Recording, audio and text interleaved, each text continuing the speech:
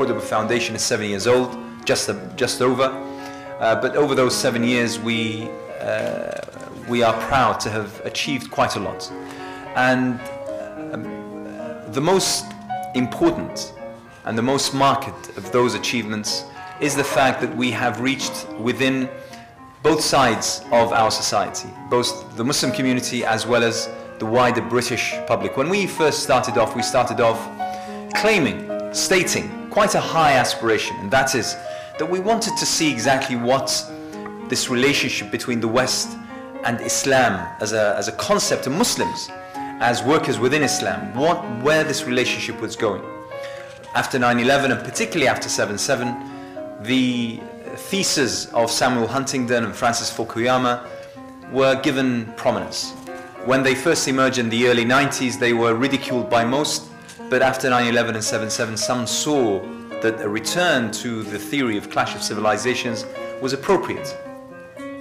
We came about in order to see whether that was true. We came about in order to see whether it was actually necessary that the West and Islam are on a collision course, and hence the name, where we have a real example of not such a distant past here in Europe, of where people of varied faith and backgrounds managed not only to live side by side and tolerate, a very hateful word to me, to be honest, tolerate each other, suffer the existence of the other, but actually to enrich each other through their diversity.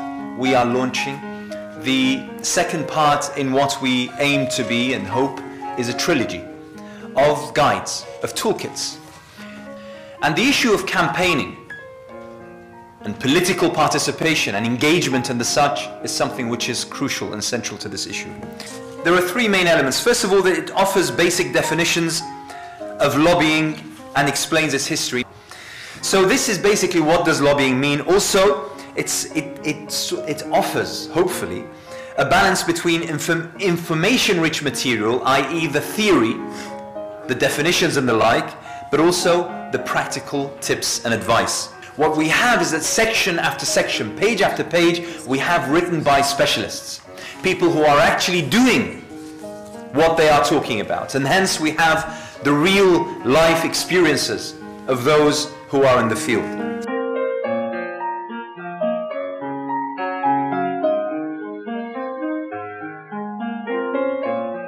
Thank you very much for producing this excellent guide. Certainly it's impressive, it's well on the nail, it's got good case studies in. Recognise that civil society has a role to play, which is why our experience in London Citizens, which I also work with, has been good. What we have identified, if you can organise civil society, and civil society is best recognised in the institutions of civil society.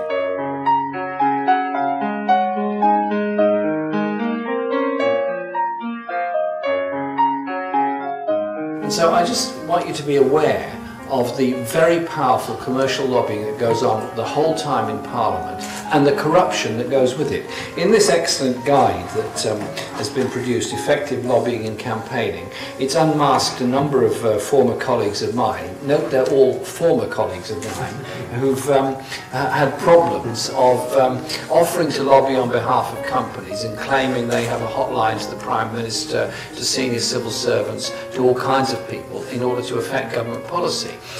Their mistake was bragging about it.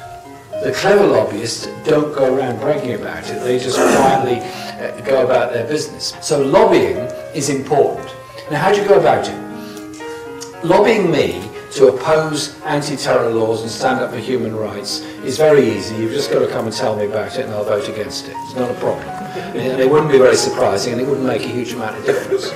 But if you put together a very unusual coalition of people, David Davis saying he's against anti-terror laws along with me and John McDonnell and Tony Benn, well that's interesting, that's different. And so you've got to remember to get through to everybody and try and convince them of it.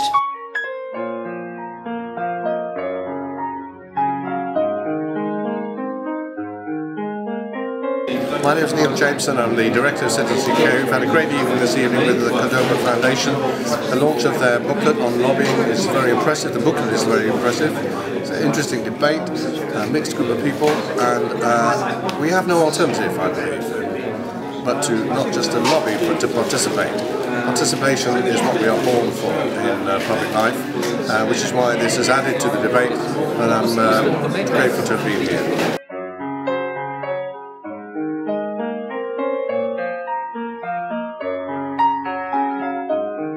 Campaigning isn't just something that people who are trained in it can do, rather it starts from a notion of natural justice and can develop to heights that one could never have imagined and can sustain it.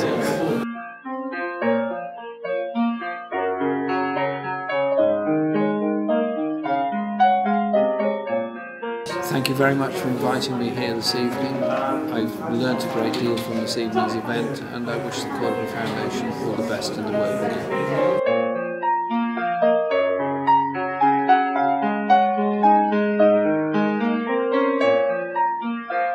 I thought the event this evening was excellent. I think it's a really powerful message to increase the voice and the effective lobbying of Muslim communities as well as non-Muslims, and to get those groups working together to actually hold politicians accountable and to increase democracy in this country. And I think the Cordoba Foundation, the toolkit that they've produced today, is going to be a very effective tool towards that. So I think it's a great evening. Had really good speakers, and I look forward to seeing the impact that this has in the months and years to come.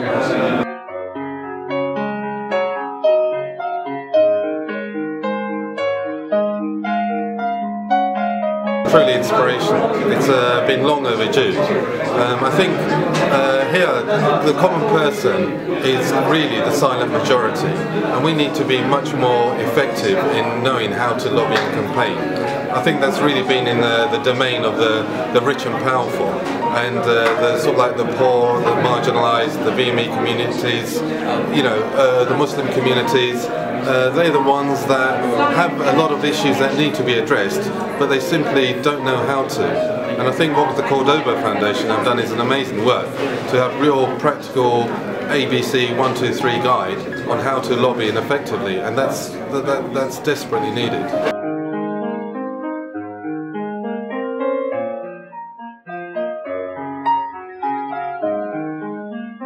I think the most interesting issue today has been different forms of lobbying, effective lobbying essentially, and the real force that the Muslim community really have to act with, hearing from such a varied number of speakers really provided that platform.